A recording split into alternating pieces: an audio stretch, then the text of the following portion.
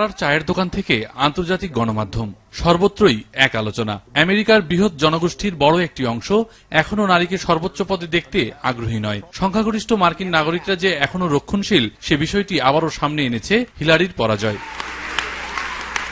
ওবামার সমর্থকদের কাছে টানতে না পারাকে হিলারির পরাজয়ের অন্যতম কারণ হিসেবে চিহ্নিত করা হচ্ছে। ওবামার দখলে থাকা ফ্লোরিডা, পেনসিলভানিয়া, ওহাইও, আইওয়া এবার গেছে ট্রাম্পের দখলে। এই রাজ্য চারটিতে ইলেকটোরাল ভোট ছিল ৭৩টি। এই চার রাজ্যে হারের কারণে হোয়াইট হাউসের দৌড় থেকে ছিটকে পড়েন হিলারি।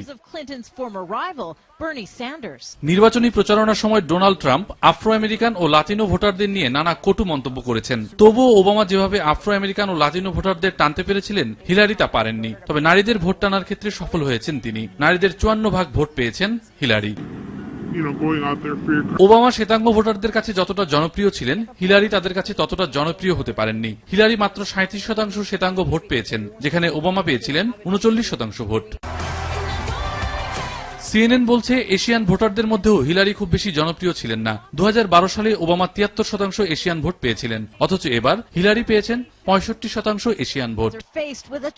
ইমেইল কেলেঙ্কারি হিলারির বিশ্বাসযোগ্যতা মার্কিনীদের কাছে প্রশ্নবিদ্ধ করেছে। নির্বাচনের কিছুদিন আগে এফবিআই প্রধান হিলারির ইমেইল নিয়ে কংগ্রেসকে চিঠি দিলে বিষয়টি নতুন করে সামনে আসে। যদিও হিলারির মেইলে দোষের কিছু পাওয়া যায়নি, কিন্তু ক্ষতি যা হওয়ার তা আগেই হয়েছিল।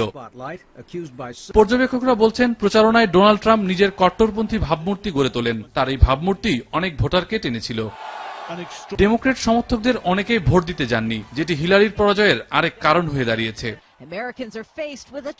সবশেষ মেক আমেরিকা গ্রেট এগেইন ট্রাম্পের এই স্লোগানেরই জয় হয়েছে। বিশ্লেষকরা বলছেন, পরিবর্তনের পক্ষে রায় দিয়েছেন মার্কিনীরা।